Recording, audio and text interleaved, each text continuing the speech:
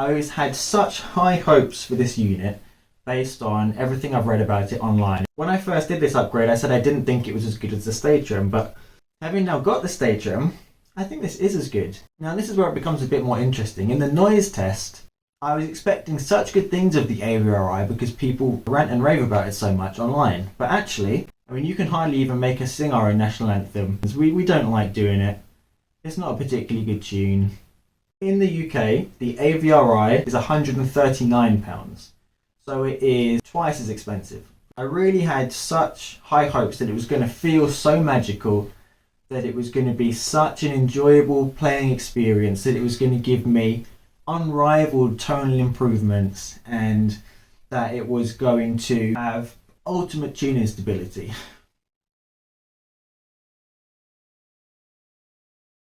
So you've just bought yourself a shiny new Squier guitar, and so you go online and you hit up some forums and you see that everyone on there is telling you that to really make the most of your guitar, you need to change your Squier vibrato to a mastery or to an AVRI with a Staytrem Arm Collet.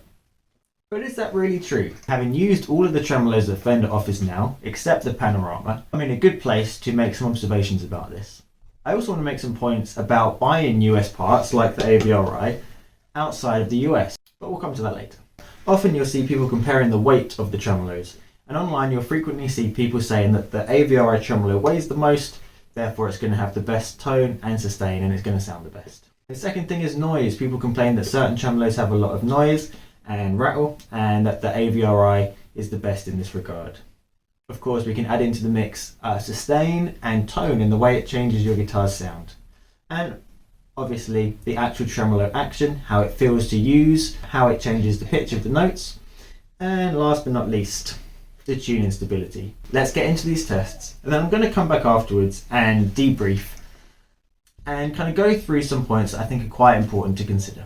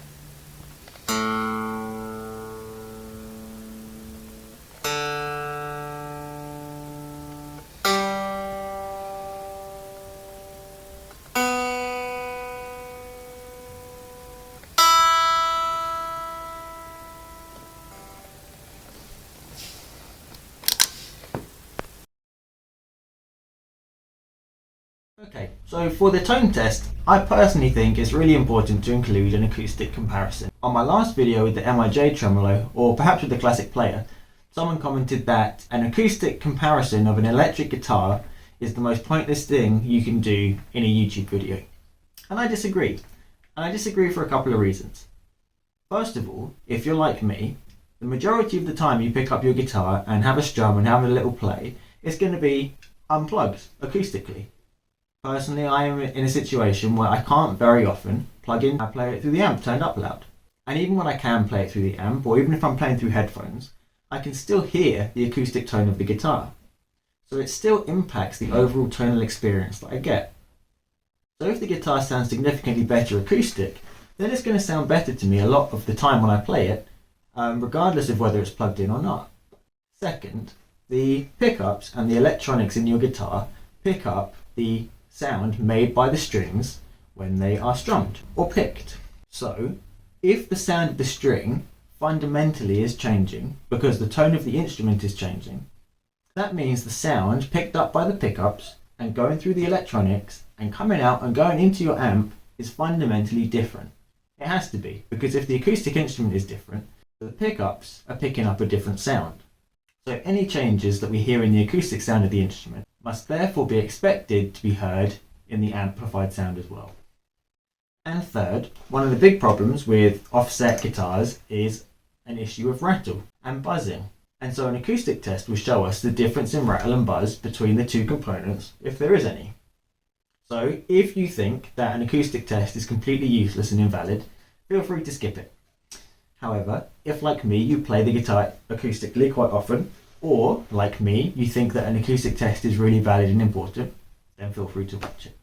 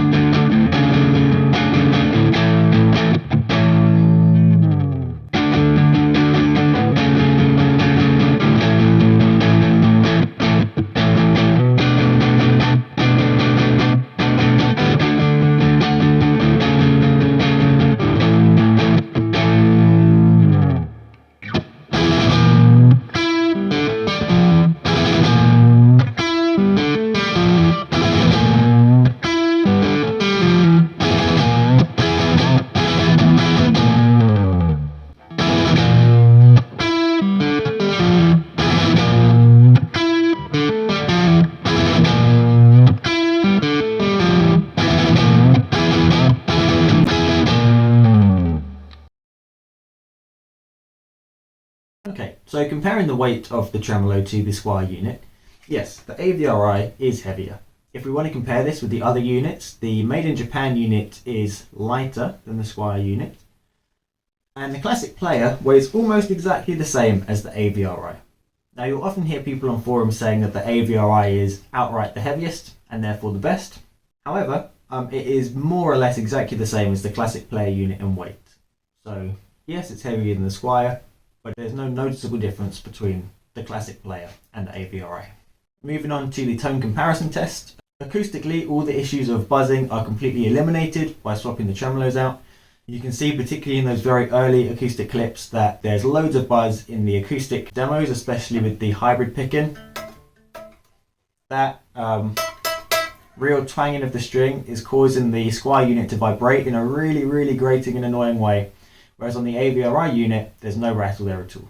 Other important things to note in that test is just the instrument feels a lot more solid, it feels a lot more reliable. The whole instrument just feels a lot more responsive. The vibrato action is a lot smoother, a lot more pleasurable and pleasing to play and to actuate. And the tone is just clearer and more pleasing and more immediate. It's a lot more punchy. So acoustically overall, it's brighter, it's punchier, it's clearer. And we hear that come through really clearly, in my opinion, in the amplified sounds as well. In all possessions, I think there's a really good tonal improvement. The tone is more rounded. It takes off the harsh high end of the Squier unit, but it's also brighter.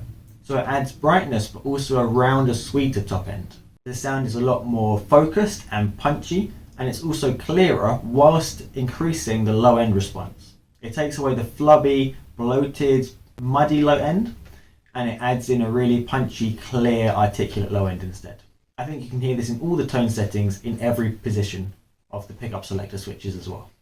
Now this is where it becomes a bit more interesting. In the noise test, I was expecting such good things of the AVRI because people rant and rave about it so much online, but actually it's noisy, which I was not expecting at all. The Squier unit stock is really noisy. It rattles and it clicks and it buzzes. I modified my Squier unit by sanding the knife edge flat inside the cavity to stop the clicking sound. I also performed the hammer trick on the arm, and I then also taped around the arm to fill any gaps between the arm and the collet to stop any rattling. On my Squier unit on this guitar, I didn't have any problems with spring squeaking at all. However, on the AVRI,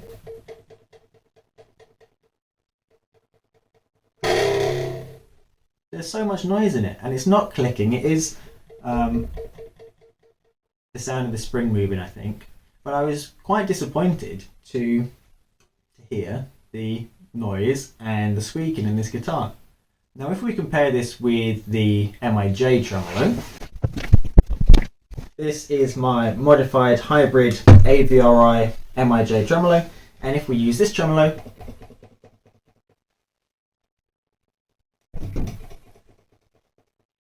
there's the noise of the arm moving,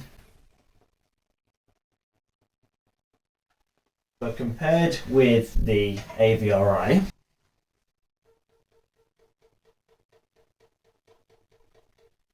this has a squeaking noise from the spring that the MIJ unit doesn't have. So in that regard, in terms of operational noise, the Squier unit is just as good, if not better, than the AVRI with the Staytrem arm. Moving on to tuning stability, it was another slightly disappointing result for the AVRI again. Now, moving from the Squier unit to the Made in Japan unit on my Jazzmaster, the tuning stability increase on this was so dramatic. It went from having really poor tuning stability to being almost perfect in tuning. And that was before I even modified it to be an AVRI Made in Japan hybrid. So bearing in mind how much better people say the AVRI is than the Made in Japan tremolo, I had really high hopes for this to be even better than the Made in Japan tremolo. And so I was quite disappointed when it wasn't as good. It's still an improvement over the Squier unit, it stayed in tune better, but not as well as I had hoped. Now there's a couple of things to say here. The first one is I filmed this video 2 days back to back. So when I've done the previous videos with the Classic Player and the MIJ tremolo, I left a week in between the two videos of the Squier and then the upgraded tremolo. And I did that to give the strings a chance to settle back into pitch and to adjust to the climate, because taking the strings off and then putting them back on means the strings need to settle in again or to be stretched again in order to be reliably in pitch, because otherwise they lose their tuning stability really quick, as if you've put them on again for the first time. With this video, I didn't have a lot of time to spare. It's actually been over a month since I filmed anything for this video because I just ran out of time, and then I had every piece of technology I owned broke, so I had to replace them all, and that took a little while to do as well. So I did it back to back, one day then the next day. So I let it settle overnight, but I didn't give it longer than that to acclimatise. And then we had a really cold snap of weather in the UK. It went from being kind of maybe 10 degrees, 8 degrees during the day to going down to like -2, -3, -5 around the time I was recording. And so that won't have helped the guitar staying in tune as well as the strings being still adjusting to being back in pitch again. It was contending with a big shock in terms of weather. So that might be the reason that the tuning stability wasn't so good in this demo compared with the previous ones, and I may well need to do an updated version of that in the future for it to be a fairer test. It could also be that I haven't adjusted the nut as well on this guitar as I have on the Jazzmaster, but it was just disappointing to not get such a good result as I was hoping. To conclude then, is the AVRI the king of the tremolos? Well, in my opinion, it's good, but it's not the best. It's definitely a good and big increase over the stock Squier unit. I would say it's definitely better than the stock made in Japan unit. However, the difference in quality between the classic player and the AVRI is very, very slim in my opinion. My impression of the classic player is that it was basically exactly the same weight as this, so the argument that the AVRI is better because it weighs more is redundant. The tone improvements were just as good and just as pleasing. The action of the arm was just as enjoyable and just as nice. And the tuning stability was just as good, if not better, than the AVRI unit. The reason I didn't keep the classic player unit was that the previous owner had removed the collet and put it back on kind of finger tight, and the collets with the screw-in arms need to be done up extremely tightly, because otherwise when you turn the arm in the collet slowly becomes undone in the other direction and falls into the body.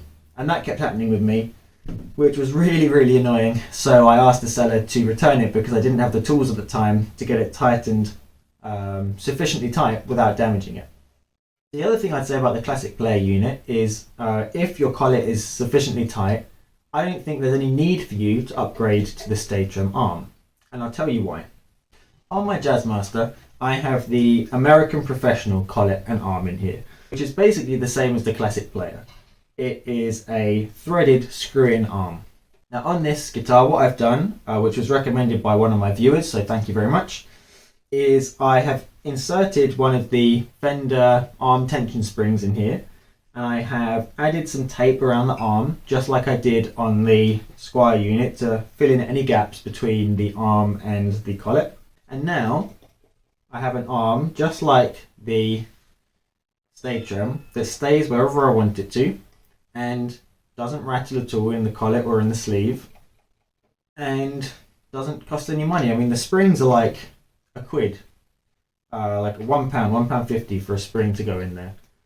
And when I first did this upgrade, I said I didn't think it was as good as the Staytrem, but having now got the Staytrem, I think this is as good, to be honest. And if you have a classic player, you can do the same mod, a bit of tape around the bottom of the arm and a spring inside the collet, and you have an arm that is just as good and practical as the Staytrem without the extra cost. Now, a couple of notes on the AVRI in the UK and the other tremolos. As I mentioned earlier, you'll often see online the comment that you should just spend a little bit extra to get an American made part and that it will be significantly or substantially better. Now, in the US, I've just double checked the prices. You can get the AVRI tremolo without the arm for $79, which in the UK would be something like £60, 55, £60, I imagine. In the UK, the AVRI tremolo without the arm, the recommended retail price is £139. So it is twice as expensive for the same thing. In the US, the made in Japan unit is about $69, or it might even be $59, which in the UK would be £45. But the made in Japan unit in the UK is £80. So again, almost twice as expensive. And the gap between the £80 for the made in Japan and the £140 for the AVRI is a significant difference. Again, it's almost double the price. And in the US, the classic player unit I think is $49 or $50, which in the UK would be like 35 quid. And you can't buy that in the UK or in Europe as a standalone unit. It's just not available as an aftermarket part, so you can only buy it secondhand. And when I bought it secondhand, I think I paid £70 for it. So again, almost double, even though it was secondhand. So in the UK and in Europe and in Australia and other places outside of the US, maybe even in Canada, I'm not sure, the logic of just spend a little bit more to get an American-made part doesn't work. It doesn't hold up because the price is almost double for the American-made part.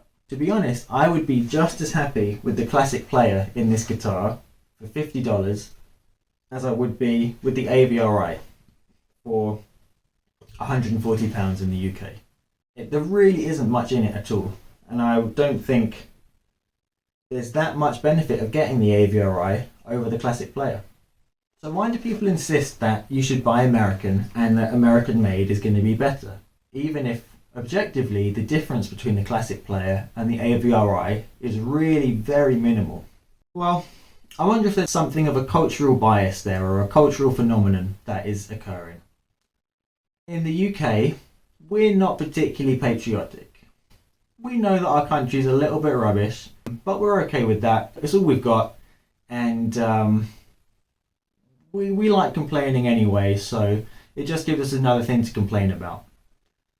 Whereas in the US, it seems that the importance of one's country is a much larger cultural influence. Now, I don't want to make a blanket statement, and I know that's not going to be true of all American people, but I would say there is probably a significant cultural influence happening online when you read things on guitar forums, which often have a high percentage of users from the United States, which is absolutely fine. There's nothing wrong with that whatsoever. Now, the Staytrem Arm Collet. I have no inherent opinion about this unit just because it's made in the UK. I'm glad that there are companies in the UK who are making cool upgrades for offset guitars in a market that is largely dominated by the US. However, I'm just as excited about a company like Halon making parts in Europe for the same reason. And I wouldn't think that this is automatically going to be better, and I wouldn't have an automatic preference for this over a part made in Europe or over a part in the US just because of where it's made. Sure, I think it's good, and I'm glad that things like this are supporting small artisans and manufacturers in the UK, and that's good for our economy, but I don't have an immediate preference for this just because of that. We don't really have the same kind of allegiance or cultural influences on us in the UK that are particularly prevalent in the US. I mean, you can hardly even make us sing our own national anthem. We don't like doing it. It's not a particularly good tune, and we're not very comfortable with it. And any time that there's kind of any kind of patriotism in the UK, it typically spills over into racism and other unpleasant things, so we kind of shy away from that a bit more. So that's just my thoughts. I always had such high hopes for this unit based on everything I've read about it online and how good people say it is online, and why you should buy this instead of a made in Japan or a classic player. And so I was really disappointed when it's not that much better than a classic player, if it's better at all. I really had such high hopes that it was going to feel so magical, that it was going to be such an enjoyable playing experience, that it was going to give me unrivaled tonal improvements, and that it was going to have ultimate tuning stability. Don't get me wrong, it's good. I like it, I'm glad I got it, but it's not, really isn't that much better. Now, I actually imported this one from America because I'm not paying £140 for a tremolo, and even the cheapest ones you can get in the UK is still £101 is the cheapest I've seen, which is, I don't know, $130. I found someone offering a reasonable rate of postage to the UK, and so I got this all in for £72, which is a lot closer to the price that you'd be paying in the US. And it's actually cheaper than some people charge for the made in Japan unit in the UK. So, is it good? Yes, it's very good. It sounds great, it does feel really nice. Would I buy this again if I had another offset guitar that needed a tremolo upgrade? Well, if my only options were this or a made in Japan, then yes, I would choose this one over a made in Japan or over a Squier. However, if I could only find one at full retail price for £139, and then I'd had to buy the arm and the tip on top for another £25–30, bringing it all in to £160–170, then I would strongly consider getting a Halon tremolo instead, because I think it would be just as good, if not better, and would be the same price. So there you go. I hope that's been interesting and useful. Is it good? Yes. Do I recommend it? Yes. Is it the best? Maybe. Is it so much better that you shouldn't consider buying a different tremolo? No. So there you go. I hope I didn't get too political or too philosophical. I hope it's been an interesting comparison, and I hope it's useful for you. And you may still, if you have a classic player, it may still be worth it to you to upgrade to this. But hopefully now you'll be able to compare the Squier unit with the classic player, the made in Japan, a modified made in Japan, and the AVRI. And if you're of the opinion that your Squier guitar is absolutely perfect as it is and can't be improved, cool, awesome. Play it, rock out. That's great. Write songs, play shows. If you want a modules like me, for me this and this, bridge and tailpiece, well, and pickups, are the most important mods you can do. And until next time, I'll see you then.